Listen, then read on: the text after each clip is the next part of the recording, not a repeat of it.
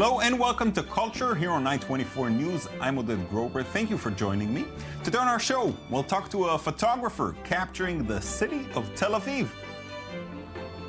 We'll hear about the legendary violinist Edward Grach and learn about the unknown African minority of Iran.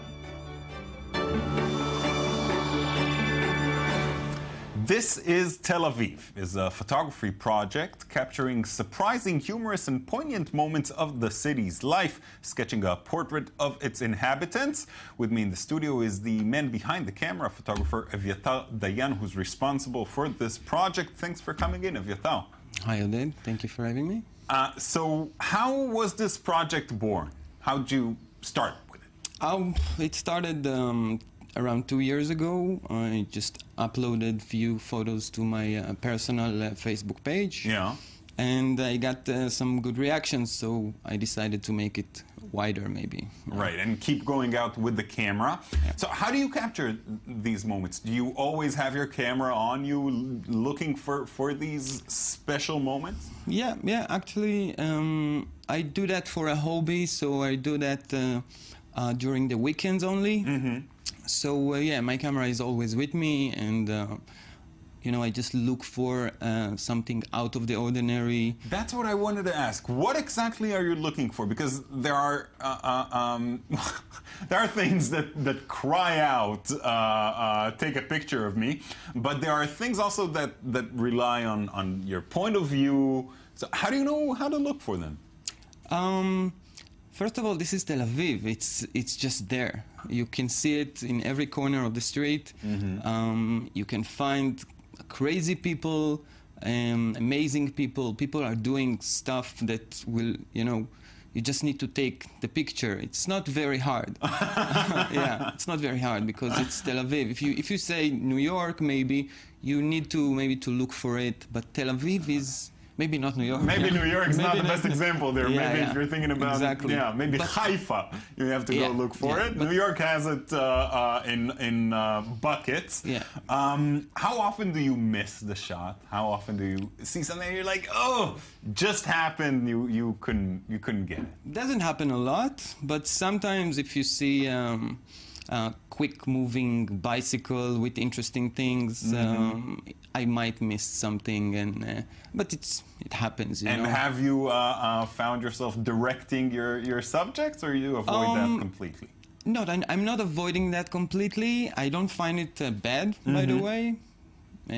I think the outcome is what's important, but I do it rarely. Mm-hmm. Like maybe. All of my photos, you can find maybe 3 that I staged, okay. And I don't see anything wrong with helping. I'm not calling that staging. It's just helping the photo happening. Yeah. So getting the most out of it. Yeah, exactly. So now it changed a little bit over the years, right? You started off doing mainly portraits, and mm-hmm. and you kind of drifted away from that. Mm-hmm. How did that happen? You know, the audience is, the viewers change you if you like it or not. You get reactions and people like certain type of photos. Right. So at the back of your mind, if you know, in your subconscious, it changes you. I mean, so, you're aware of that yeah. when you go out. Yeah, if people like humorist photos, so if I like it or not, I will be drawn to it. So. Yeah. Yeah. What are your inspirations? I mean, we've seen street photography in the past. It's not something that's totally new. Who do you like? Whose work do you like? I think every photographer that I see influence my photos in some way. Yeah. But there are, I can say, what photographers I really like. I like Vivian Maier. I like. Israeli photographers like Alex Libak. Mm-hmm. He's very good. I really like his photos. Mm-hmm. And I think that every photographer, even one single photo can affect me and change my way of looking at the street. Yeah, certainly. So, yeah. Now, where do you see this going? A book, an exhibition, maybe? Something like that? People ask me that, so I might give it to them at some point. Maybe I will... I did some a small exhibition in a small cafe in Levinsky Street in Tel Aviv.